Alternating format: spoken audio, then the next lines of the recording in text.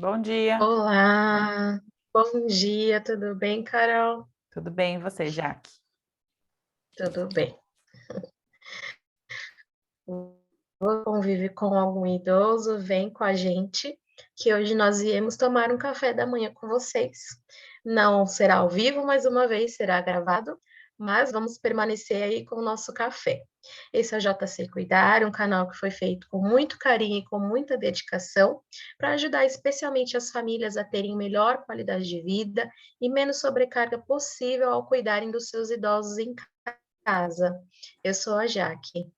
E eu sou a Carol, nós somos gerontólogas, idealizadoras desse canal. Vem com a gente que hoje o nosso papo será sobre cuidados paliativos. Sejam bem-vindas. A gente já falou um pouco uma outra vez, né, sobre esse assunto, brevemente, mas hoje a gente vai aprofundar um pouquinho mais, tá bom? Isso aí. Então vamos lá. Não esquecendo quem está assistindo esse vídeo de deixar o like, deixar o joinha aí pra gente e se inscrever também no nosso canal. Isso aí.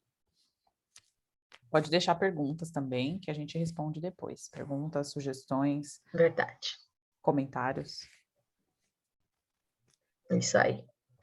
Bom, a palavra paliativo, ela tem origem no latim, né? De acordo com a Academia Nacional de Cuidados Paliativos, o significado da palavra paliar é proteger. O paliar, ele deriva da palavra em latim pallium, que é um termo que nomeia o manto que os cavaleiros usavam para se proteger das tempestades pelos caminhos que eles percorriam. Né? Então, é isso mesmo, proteger, né, a pessoa, que é o objetivo desse cuidado. E proteger alguém é um ato, então, de cuidado que tem por objetivo amenizar o sofrimento e a dor, tanto do paciente, como também pensando nas famílias desses pacientes. É isso mesmo, né? E originalmente, esse tipo de cuidado, né, que é o cuidado paliativo, ele centrava-se nos pacientes em fases terminais da vida, né? Mas hoje ele não é mais usado só nesse contexto, né? E muitas vezes nós até estamos habituados a falar de cuidados paliativos com os pacientes oncológicos, que justamente estão em fase terminal. Não que todos os pacientes oncológicos estejam em fase terminal, mas os pacientes oncológicos que estão em fase terminal, geralmente as pessoas ouvem muito, né? Que a pessoa entrou em cuidados paliativos, passou a receber cuidados paliativos. E a gente vai falar um pouquinho do que significa, né? Esses cuidados paliativos, como a Jaque já falou, é um tipo de cuidado para proteger o paciente, principalmente do sofrimento, né? E da dor, que é um momento, às vezes, difícil, né? Numa doença, não necessariamente terminal, como eu já falei, né? E aí, diversas doenças hoje, né? A gente consegue utilizar aí esses cuidados paliativos, porque são doenças progressivas, às vezes incuráveis, e elas podem ser tratadas aí usando esse método, né? Esse modelo assistencial, né? E aí essas pessoas, elas recebem esse tipo de tratamento não porque elas não têm mais chance de vida, né? Mas porque não tem a chance de cura, e aí esse tipo de tratamento, ele é visando o bem-estar do paciente, a qualidade de vida dele, e de acordo com a OMS, é uma proposta aí que possibilita que os cuidados desse paciente controlem aí esses sintomas principalmente de dor, de sofrimento, e melhorem a qualidade de vida dele. Isso, para isso, né, ser possível, precisa existir um especialista em cuidados paliativos. E aí ele vai ficar responsável por cuidar desse paciente doente, cuidar da família dele também, e não mais cuidar da doença. Ele vai focar nas pessoas, vai atender, dar atenção às necessidades físicas, emocionais, sociais, espirituais também, né? A gente entende que receber o diagnóstico de uma doença grave é muito doloroso, né? E no contexto da família também. Pode, inclusive, trazer à tona questões como o medo da morte, preocupações com desamparo, né? O que vai ser da minha família depois que eu me for, e até mesmo trazer à tona os conflitos do passado que não foram resolvidos. Então, essa família, além do paciente, também vai precisar de um suporte, e aí vai precisar, então, de uma equipe multiprofissional, que são profissionais de várias formações. Pode ser um gerontólogo, pode ter um médico, pode ter um enfermeiro, psicólogo, nutricionista, entre outros, de acordo aí com a necessidade do paciente e da família, e todos esses profissionais vão ter aí uma atuação que vai ajudar, pelo menos, né, trabalhar para diminuir os possíveis incômodos que essa doença e que a progressão dessa doença vai trazer para esse núcleo familiar. É isso mesmo, né? E segundo a Associação Brasileira de Linfoma e Leucemia, a gente pode considerar como princípios básicos, né, dos cuidados paliativos, algumas orientações aqui, né? Como que se faz, né? O que significa esse modelo de cuidado, né? Então, um deles é promover o alívio da dor e de outros sintomas, né, desconfortáveis. Então, por exemplo, a pessoa tem muita náusea, muito vômito, às vezes dores pelo corpo, né, não necessariamente em algum lugar específico, né, mas é o alívio de algum sintoma desconfortável, né, para aquele paciente. Então, eles promovem, né, essas equipes podem promover. E é interessante que esses sintomas, eles podem ser emocionais também, né, porque, por exemplo, o psicólogo, ele está incluído nessa equipe multiprofissional, né. Então, de repente, Isso. angústia, ansiedade, insônia. Então, esses também são sintomas que podem ser desconfortáveis aí para o paciente e ele precise de um apoio, né, desse profissional. Outra coisa é esses pacientes, eles poderem entender a morte como um processo natural, né? Então, é um tipo de cuidado que vai ajudar o paciente a entender, né, aquele processo ali de morte, tanto ele quanto a família, né, que entra no processo de luto, né? Sabe que eu lembrei agora, Jaque, que eu vi no outro dia na rede social, vou até abrir aqui, gente, peraí. Doula da Morte. Acho que a Clarissa que mandou, e ela mandou para você também, eu acho. Eu vou até ler aqui o que falava dessa doula da morte. É alguém que acompanha, né? Vou ler aqui na íntegra para vocês, que eu achei aqui no meu Porque Instagram. tem a doula da É, gestação, né, da gravidez, que ela acompanha a gestante e também ali na hora do parto, ela tá ali do lado, dando um isso. apoio, enfim, Ela não orienta. entendo se ela faz procedimento, orienta. Ela orienta ao longo do processo de parto, né? Uhum. Não só no processo do parto, né? Mas ela acompanha geralmente a gestante ao longo da gestação A inteira. gestação. E ela orienta o nascimento da criança. Então, Uhum. ela vai mostrar para a mãe melhores posições, melhores formas, né, de parto, se vai ser o parto normal, se vai ser o parto natural, né, o parto cesariana. Ela faz a orientação da amamentação também para que sejam processos naturais. E aí, quando a Clarissa mandou isso, eu achei interessante porque a doula ela é relacionada à chegada da vida, né? E É. E o fim da vida, né, usar-se esse mesmo profissional. E aqui nessa postagem fala assim, doula da morte é como uma pessoa pode ajudar, não, doula da morte e como uma pessoa pode ajudar no processo de fim da vida.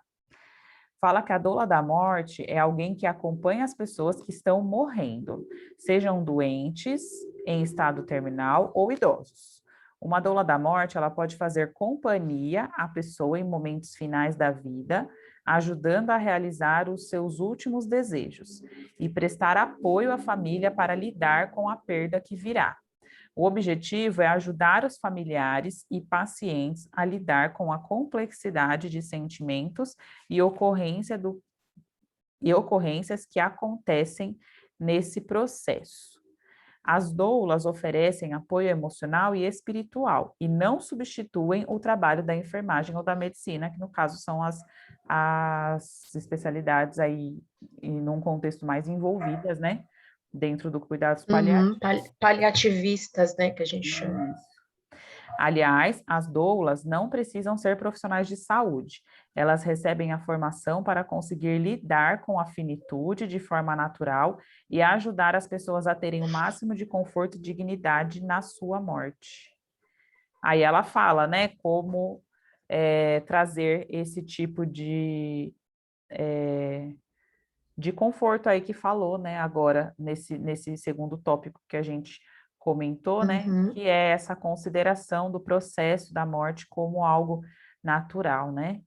natural da vida, E né? passando, né, por alguns suportes, né? Ela dá até mesmo suporte burocrático para a família, ajuda nos conflitos que possam surgir no processo entre os membros da família e garante que o desejo do paciente seja atendido, que a gente vai falar um pouquinho disso depois. E também acolhe os Isso. sentimentos, e as dúvidas, esclarece as dúvidas e também promove aí os rituais, pode até promover alguns rituais que são pertencentes às culturas, né? Isso está no Instagram lá do infinito.etc. Depois, se vocês quiserem ver, vamos citar, né, a pessoa que eu li aqui na íntegra, o É que estava verdade. falando sobre Acho que a o gente pode assunto. até compartilhar, né, a postagem. Depois a gente compartilha essa postagem, é bem legal, e falou sobre esse profissional, né, essa profissional que pode ajudar nesse momento aí, nessa percepção da morte como algo natural, né? E também não, de não Muito acelerar, nem de importante. adiar, também nem acelerar, nem de adiar a morte, né? Coisas assim. Isso. Também é princípio aí dos cuidados paliativos integrar os aspectos psicológicos e espirituais, né, no cuidado ao paciente, respeitar, enfim, religião, cultura, crenças, e também não só da parte espiritual, mas também da parte psicológica, né? Uhum. Procurar oferecer esse bem-estar também para o paciente. Oferecer um sistema de suporte que possibilite ao paciente viver tão ativamente quanto for possível até o momento da sua morte. O que isso significa, né? Significa que, na medida do possível, daquilo que estiver ao alcance do paciente realizar, então você vai dar o suporte para que ele realize. Então, esse paciente está em cuidados paliativos e ele gosta de ir na praça levar o cachorro. Então, você vai dar um suporte para ele ir na praça e levar o cachorro. Ainda que seja difícil, cadeira de rodas, enfim, Uhum. vai fazer o que estiver ao seu alcance para atender essa vontade e ajudar esse idoso ou esse paciente a realizar as atividades que ele fazia normalmente. Isso.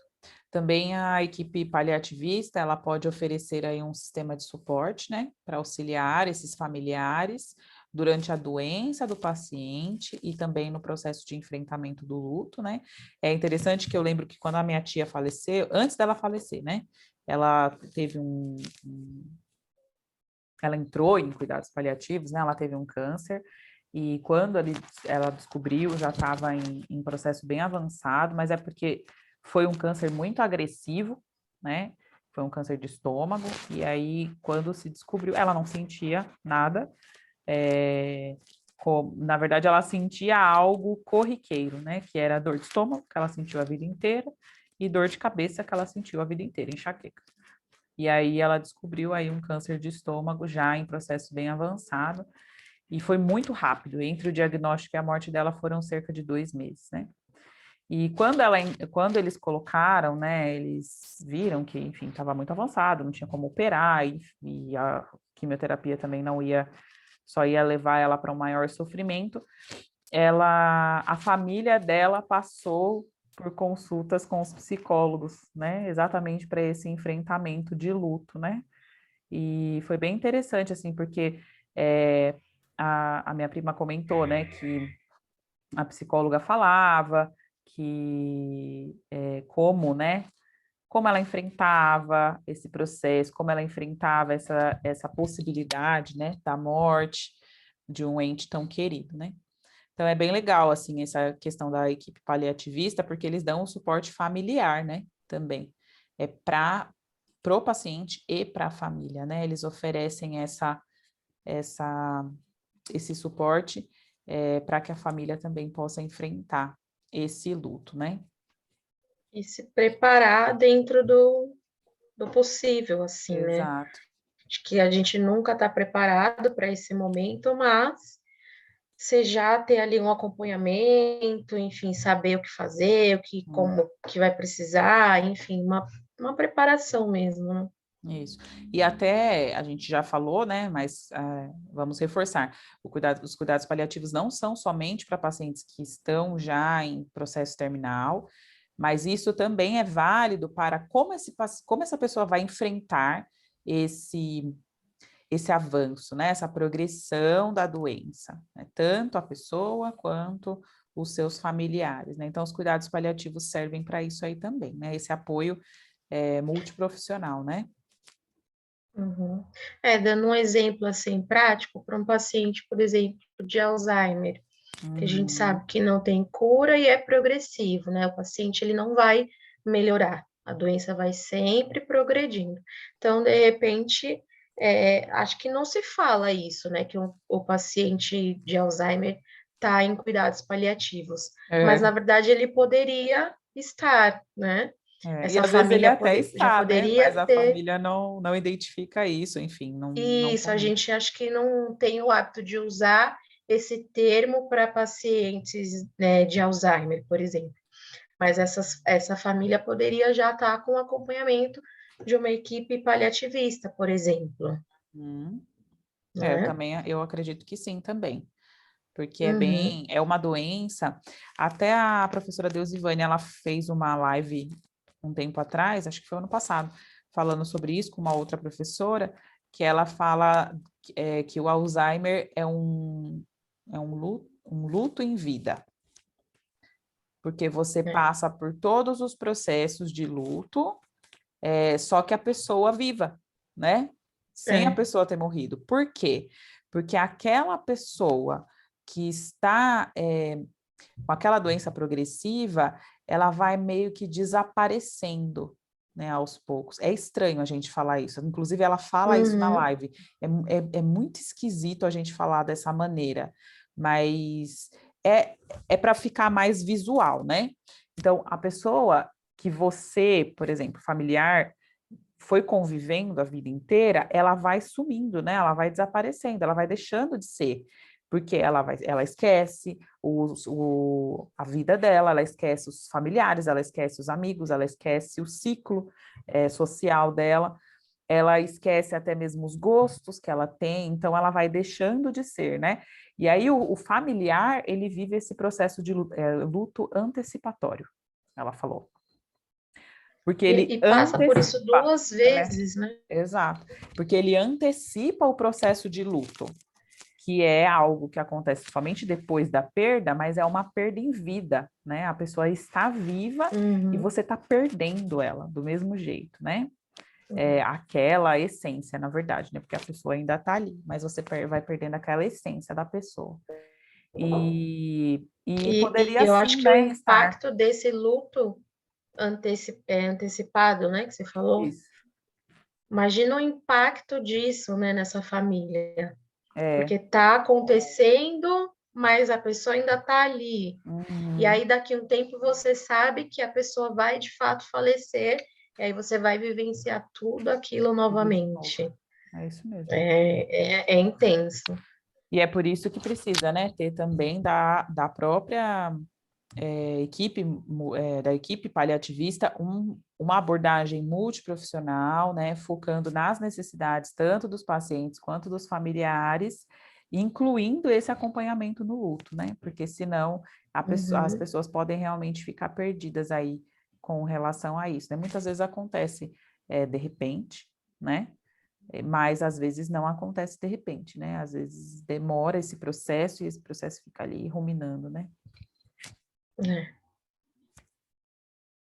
E o ideal seria que esse acompanhamento fosse iniciado o mais precocemente possível, né, juntamente com outras medidas de prolongamento da vida, por exemplo, aí nos casos de pacientes oncológicos, junto ali da quimio e da rádio, né, e também incluir todas as investigações necessárias para compreender melhor, né, e controlar Uhum. também essas situações clínicas que acabam sendo muito estressantes para todo mundo, né, paciente e família. Isso. E onde é que tem, né, esse tipo de cuidado paliativo, né? Onde são oferecidos, né? São oferecidos em hospitais, em casa, né? Não necessariamente só no hospital. Depende, de fato, do estado geral desse paciente e também de qual equipe que a acompanha, né? Algumas equipes acabam oferecendo esse cuidado paliativo em casa, mas ela vai avaliar e onde que é melhor, né? Onde que o paciente vai ter mais conforto, onde que o paciente vai ter um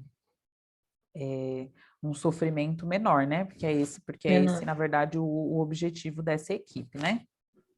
É. Se for, por exemplo, um paciente que está com intubação, aí realmente não tem Não como dá para ir ficar em para casa. casa. Não dá para ir para casa porque tem todo aqueles aparelhos, o monitoramento, são coisas que só dá para ficar no hospital mesmo. Uhum. Mas, né, se não for aí nesse caso, as equipes vão fazer que for possível para que esse paciente esteja no local que for melhor para ele e para a família. Né? Também, às vezes, o paciente quer ficar em casa, mas também, às vezes, para a família é uma situação muito difícil. Então, tudo Uhum. isso a equipe também precisa levar em conta.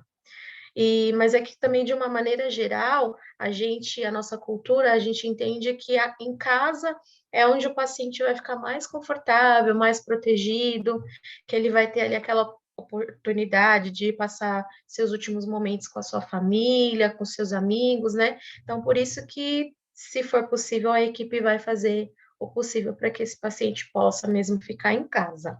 E Uhum. aí, como eu falei, para que isso aconteça, precisa levar em conta o suporte que vai ter para a família, para que todo mundo fique confortável Sim. nessa nova situação, porque lembra que os cuidados paliativos é para proteger e acolher o paciente e a família também, né? Vai precisar levar em conta também a avaliação diária desses sinais e sintomas do paciente, se vai ser possível fazer isso em casa ou não, e também a manutenção do cuidado integral por todos os profissionais envolvidos. Então, se for possível que todos esses profissionais vão até a casa, ou enfim, até a clínica, enfim, onde esse paciente estiver, aí sim a equipe vai providenciar e facilitar essa transferência.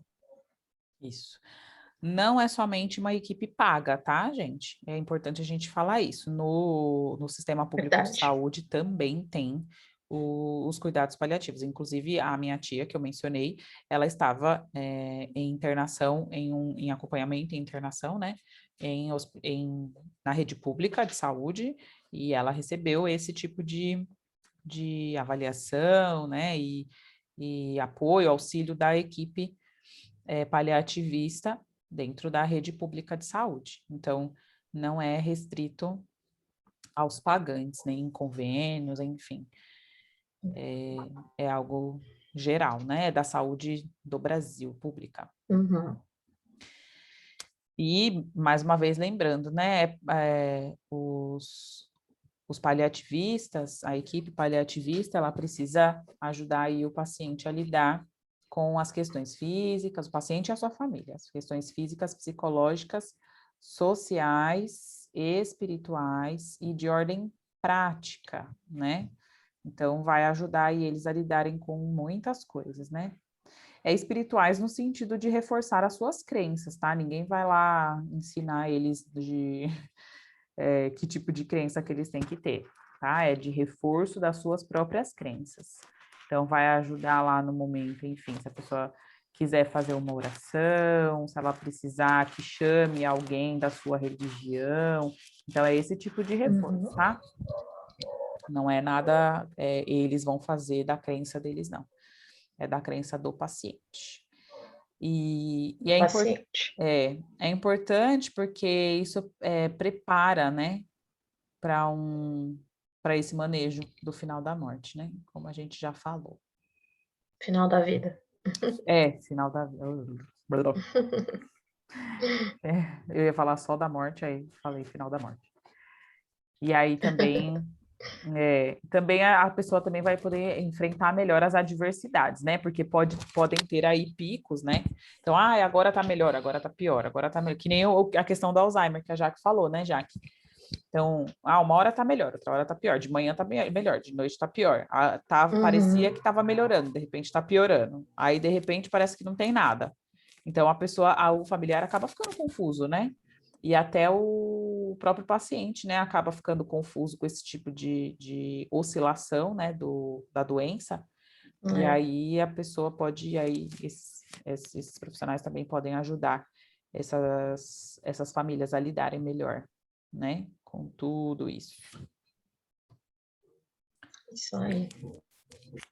E aí, nesse contexto, né, eu acho que o cuidador familiar, além de estar ali também para receber o suporte e o apoio da equipe paliativista, ele também vai precisar colaborar colaborar com a equipe também, para que juntos possam oferecer um cuidado responsável, seguro e também de forma solidária para esse paciente, mesmo que esse cuidador familiar não tenha conhecimento técnico, né? Vai realmente trabalhar em equipe junto com a equipe multiprofissional. Né? Uhum.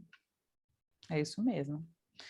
E é importante, né, que o cuidador, ou a cuidadora, eles tenham essa boa relação, né, com a equipe, principalmente as equipes paliativistas, porque eles também vão falar, vão ser esse suporte, né, da equipe.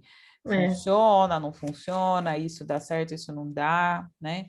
Também a observação aí de quem está precisando de um maior apoio, ou de repente quem está extrapolando em alguma questão que possa prejudicar o paciente, né? Até mesmo da própria conduta, né? Do que os profissionais estão fazendo, que de repente, enfim, o paciente ficou desconfortável, ou a família ficou desconfortável, alguma coisa que aconteceu, né? Então é importante que aí os familiares eles estejam atentos às abordagens, né, dos profissionais também. Também como o paciente recebe esse tipo de abordagem, né? Isso aí. E a gente queria, né, comentar com vocês um pouquinho de um assunto que está relacionado, de certa maneira, que são as diretivas antecipadas de vontade. O que é isso? É um instrumento que vai permitir aí ao paciente que ele deixe registrado ou comunique, né, aos seus familiares ou à equipe profissional qual que é a sua vontade, caso a doença da qual ele está padecendo, né, que ele entrou ali no cuidado paliativos, que caso essa doença se agrave e por algum motivo ele não possa mais responder por si mesmo, né? Então, essas diretivas... Ai, gente, estou enrolando a língua para falar isso. Estou querendo falar diretivas. Não, é diretivas. Diretivas. Tira esse R. Então, Bebe essas água que desenrosca. diretivas, elas permitem que a pessoa ela faça a escolha sobre os tratamentos ou assistência que ela deseja receber ou não, né? Caso haja um momento em que ela se encontre aí incapaz de comunicar ou de expressar a sua vontade. Isso. E ela serve para qualquer tipo de tratamento, tá? Não é somente para tratamentos terminais e nada disso. E qualquer pessoa pode ter. Então, é um documento que ele pode ser escrito à mão, computador, enfim, pode ter modelos na internet também de como fazer Você a pode só diretiva. falar para o seu familiar.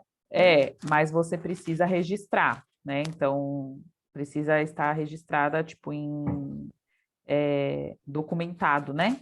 Como instrumento mesmo, né? Então, assim, se você perceber, né, que pode ter, né, pode realmente ser, como a Jaque falou, né, pode ser verbal, porém é importante que se o seu familiar, ele manifestar alguma vontade, que vocês documentem, né, e ele assine, e às vezes ele pode ser lá feito em cartório, né, reconhecido firme, enfim, com testemunhas, mas ele é para qualquer tipo de vontade. Então, qualquer tipo de tratamento, se essa pessoa aceita ou não, tratamento, medicamento, tipo de prolongamento de vida, enfim. E essas diretivas, elas foram reconhecidas pelo Conselho Federal de Medicina Brasileiro em 2012. Então, eles são documentos oficiais no Brasil e eles representam um suporte ético e legal para esses, tanto para os profissionais, né? Para eles poderem saber qual que é a vontade do paciente em determinada situação, e também quanto para a pessoa, né? Então, ela designa um representante para essa tomada de decisão, então ela coloca lá um procurador, na verdade pode ser até dois procuradores, um procurador e um procurador substituto, e aí essas pessoas serão procuradas em caso da... Então, a diretiva serve para quando a pessoa não consegue dizer para o médico, aceito ou não aceito. Então, ela está lá em coma, ela entrou enfim, uma demência avançada, ela não consegue responder mais cognitivamente, ou geralmente está desacordada. Então, alguém tem que dizer para a equipe de saúde qual que era a vontade desse paciente. Então, esse procurador, ele não é autorizado nesse documento a contrariar a vontade do paciente. Então, ele não pode falar assim, eu sou o procurador, então faz isso ou faz aquilo. Ele Não. tem que só informar qual é a A vontade desse vontade do paciente. paciente. Isso. Ele é um procurador para isso. E ele é legalmente registrado ali. Ele é um representante dessa tomada de decisão. Isso, e também é importante reforçar que a diretiva antecipada, ela não é um consentimento para algum tratamento, né? Na verdade, o profissional da saúde, antes dele proporcionar algum tratamento, algum cuidado, ele precisa ter o consentimento da pessoa ou do seu representante, né? Então, não está previamente autorizado, não. O profissional vai, né, trazer as opções e aí, né, a partir dessa diretiva, vai dizer se pode ou se não pode fazer isso. Não está previamente autorizado, não. E aí, o médico, no caso, vai registrar em prontuário quais são as diretivas antecipadas desse paciente que foram comunicadas pelo seu representante legal. Isso. E aí, caso a pessoa deseje, ela pode registrar aí nessas diretivas antecipadas de vontade, né? Ela pode registrar essas diretivas em cartório com testemunhas, né? E aí ela, sim, nesse momento que ela elege aí um representante, né? E essa pessoa é que vai informar para a equipe de saúde qual que é a vontade dessa pessoa, de acordo com o tratamento ali que ela está recebendo, né? Então, ela vai simplesmente, esse documento ele informa, né, a vontade da pessoa e sempre prevalecerão os seus desejos, né, e desses seus representantes de seus familiares. Se o seu paciente não tiver, né, esse documento, enfim, é o que a família... Aí é o familiar que a diz. familiar que diz, mas se ele tiver esse documento, os familiares eles devem aí apresentar esse documento para a equipe de enfermagem, porque lembrando que ele é um documento que auxilia a ética médica, né? Então, sempre a autonomia do paciente é preservada, ou seja, o poder de decisão do paciente. Então, como paciente, você decide se você vai receber aquele tipo de tratamento ou não, né? O médico, ele é responsável, sim, por né, fornecer, né, sempre todas as possibilidades, né? Perdi aquele negócio lá que eu li para você antes, Jaque. Não sei, cadê? Qual? Eu vou procurando aqui enquanto você fala aí. Tá. Eu só vou dar um exemplo prático, assim, de séries, Grey's Anatomy. Grey's Anatomy, vai lá. Não, é que eu lembrei agora. Por exemplo, um paciente que esteja em cuidados paliativos, ele pode decidir, então, se caso ele tenha uma parada cardiorrespiratória, se ele quer ser reanimado ou não, né? Então, quem assiste as séries de plantão médico, essas coisas de hospital, geralmente tem algum episódio, um paciente que está lá com alguma doença terminal ou não, né? Mas que tem uma parada cardiorrespiratória, mas que aí o médico vem com o desfibrilador, aí chega lá no último segundo antes de dar o choque, alguém fala: não, esse paciente tem a diretiva de não reanimar. Aí o médico não pode fazer nada, mesmo que seja contra a vontade dele. Às vezes na série acontece do médico desobedecer, né? E aí depois eles, mesmo nas séries, eles arcam com as consequências. Mas na vida real, isso não pode acontecer. Se o paciente deixou registrado que ele não quer ser reanimado, o médico, o enfermeiro, ninguém pode realizar a reanimação nesse paciente, É isso mesmo que mesmo. o profissional seja contra. Ou a família, por exemplo, não pode. Isso. É a mesma coisa de mantê-lo ligado a aparelhos sem nenhuma chance Isso. de, enfim, de A pessoa restabelecimento, né, da voltar, né? pessoa voltar. Uhum. Achei aqui o negócio que menciona Ah, tá. aqui Hipócrates, que era, né, o filósofo ligado à medicina.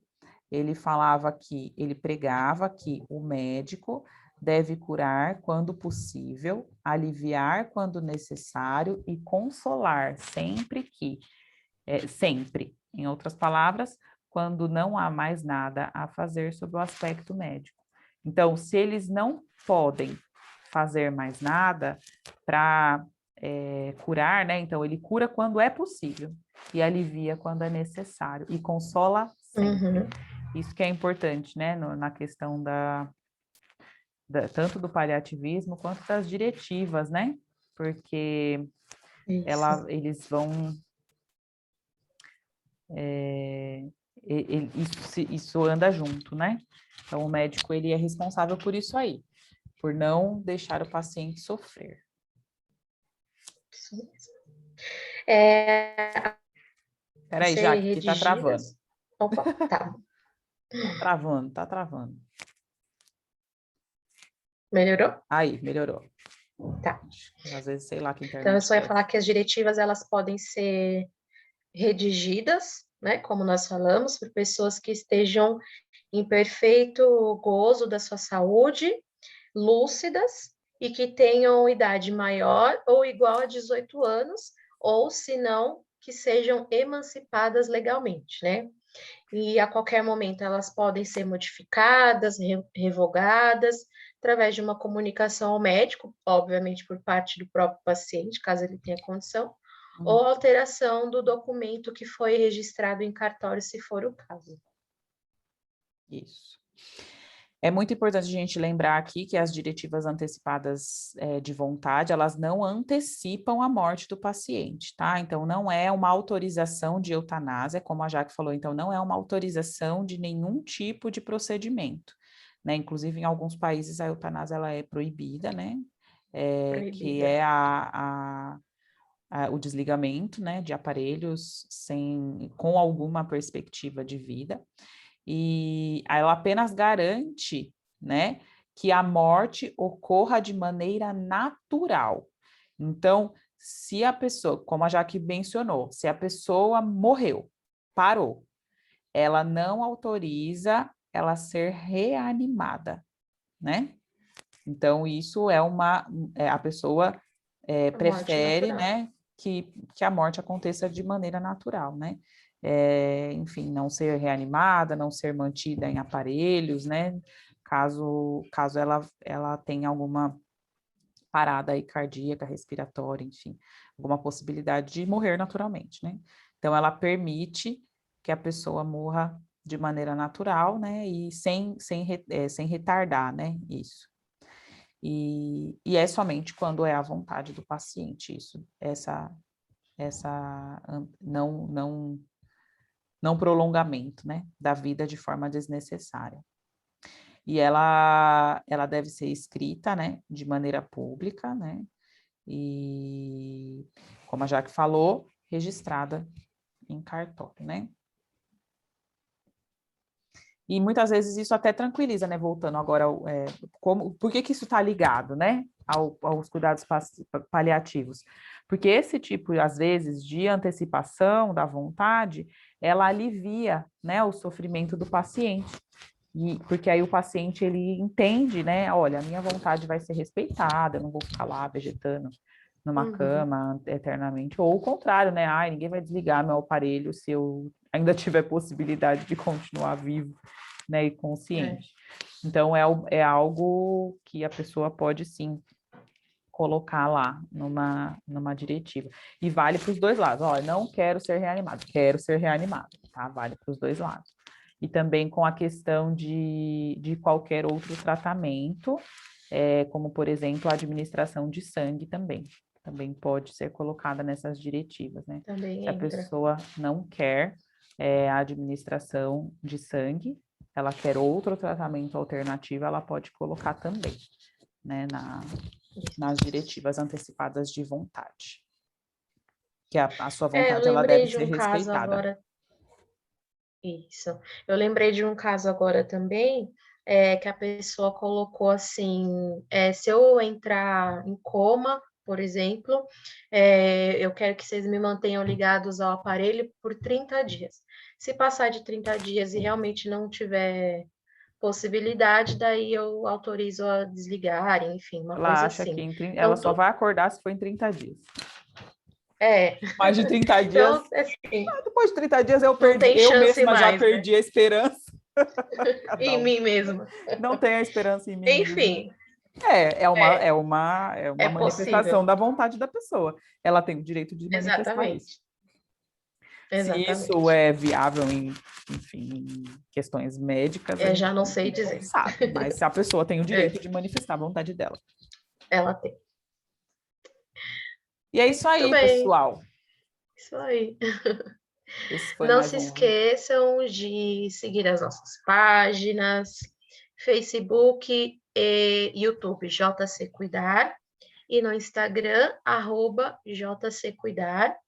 Se ficaram com alguma dúvida, esse tema é bastante complexo, né? Tem Uhum, muitas coisas que estão relacionadas, não é um tema que a gente normalmente gosta de falar, né? De pensar, né? Tanto uhum. cuidados paliativos quanto as diretivas. Então, se ficarem com alguma dúvida, se tiverem alguma pergunta mais específica, mandem para a gente. Pode deixar um comentário nesse vídeo, ou pode mandar no particular também, que a gente responde para vocês, tá bom? Isso aí. Sugestões de tema também, fiquem à vontade para falar com a gente. Isso mesmo. Não esqueçam de curtir a página, se inscrever. Você já falou? JC Cuidar no Falei. Instagram. Ah, tá bom. Ah, tava bebendo água, não prestei atenção. Olha só, tá vendo? Se você bebeu água também junto comigo e não prestou atenção, Fala Instagram, de novo. @JC Cuidar, Facebook, YouTube, JC Cuidar. Vai que, né? Vai que a pessoa também bebeu água junto comigo, não prestou atenção. Tudo bem, sem problema. Quinta-feira, ao vivo, Chá das 5, com outro tema diferente. Isso aí. Um beijo e até a próxima. Tchau, tchau, gente. Até lá.